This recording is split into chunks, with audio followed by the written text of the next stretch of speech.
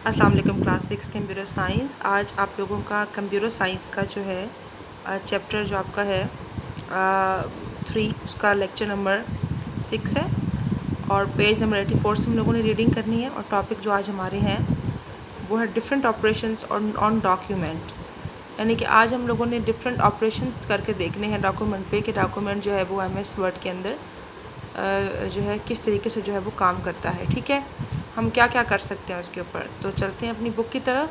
ठीक है, अब पीछे के जो लेक्चर्स हैं जो पीछे हमने पढ़ा है MS वर्ड के बारे में, उसमें हमने MS वर्ड के बारे में सिर्फ़ और सिर्फ जो है ये देखा था कि MS वर्ड में किस तरीके से जो है आप करते हैं, उसके क्या क्या हिस्से होते हैं स्क्रीन के।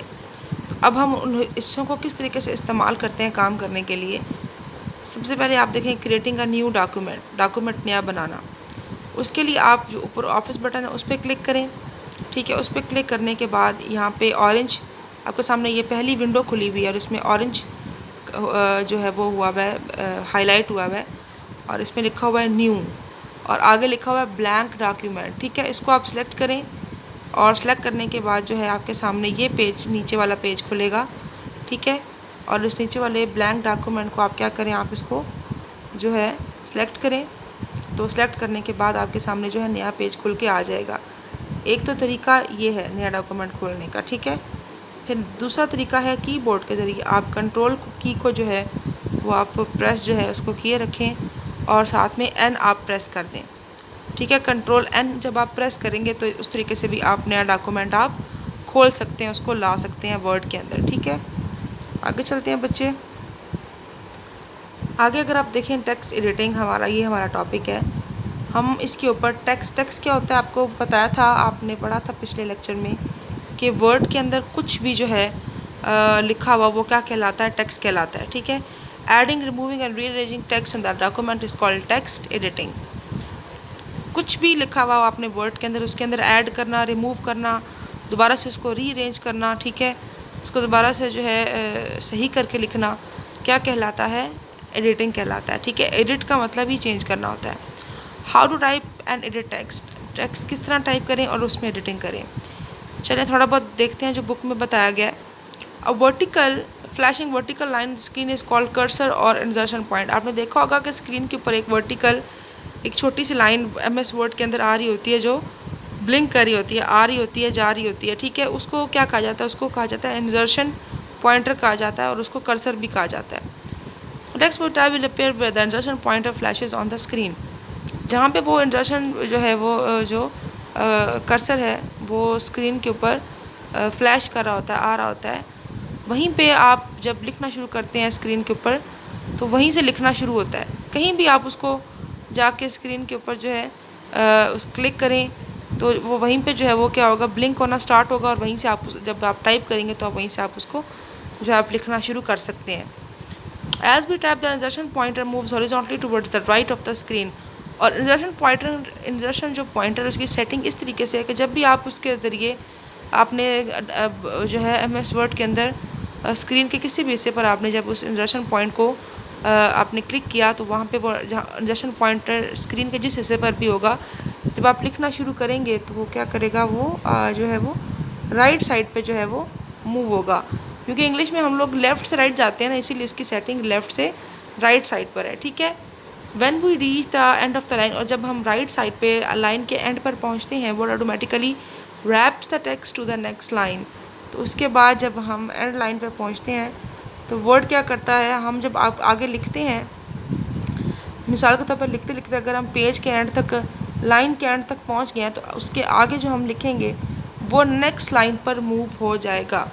तो इसे कहते हैं टेक्स्ट रैपिंग। टेक्स्ट को रैप करना, टेक्स्ट को नेक्स्ट लाइन पे लेकर वो आपका जो वर्ड है वो चला जाएगा ऑटोमेटिकली।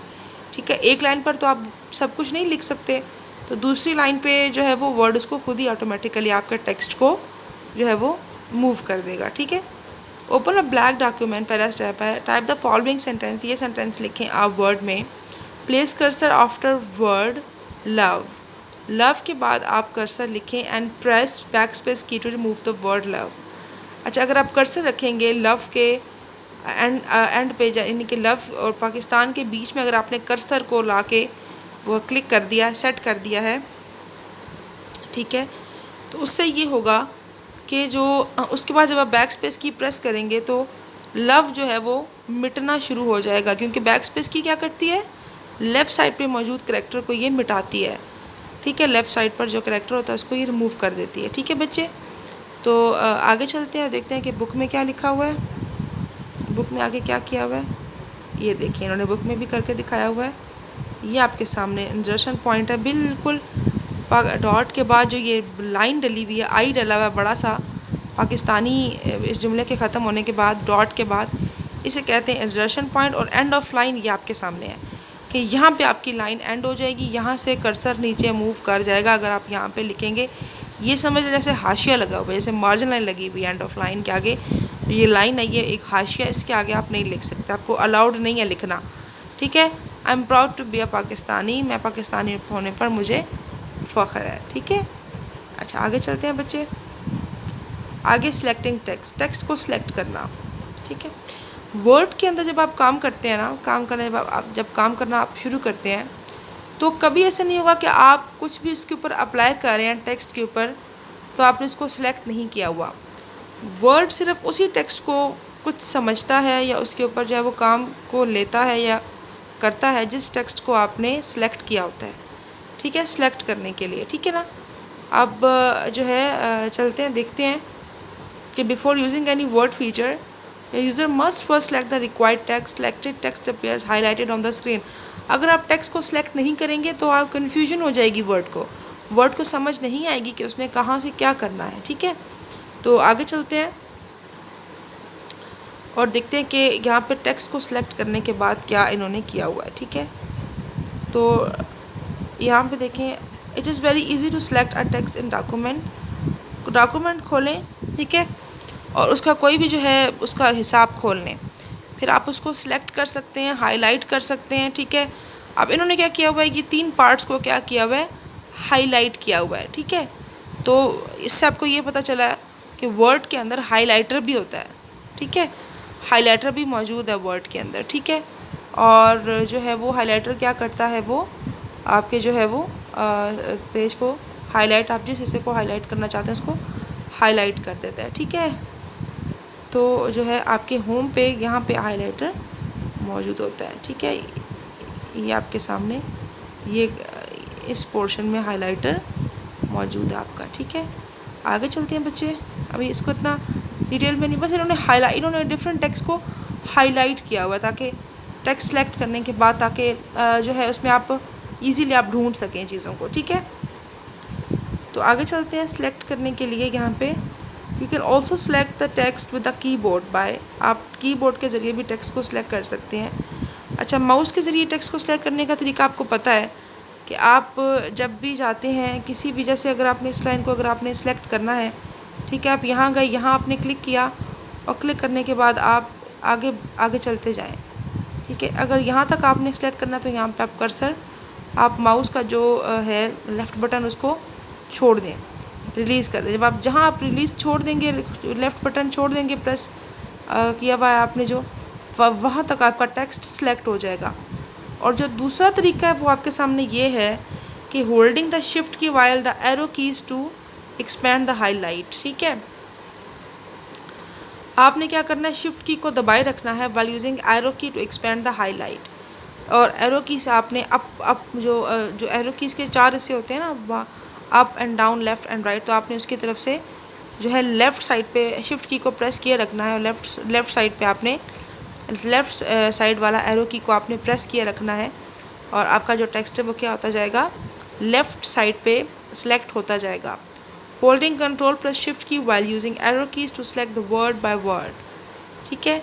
और अगर आप कंट्रोल प्रेस शिफ्ट की को इस्तेमाल करेंगे बाय एरो कीज़ के इस्तेमाल के साथ, तो आप उसको एक एक वर्ड को आप, ये होगा कि फिर आपकी पूरी लाइन सेलेक्ट नहीं होगी बल्कि एक एक वर्ड आपका सेलेक्ट होगा।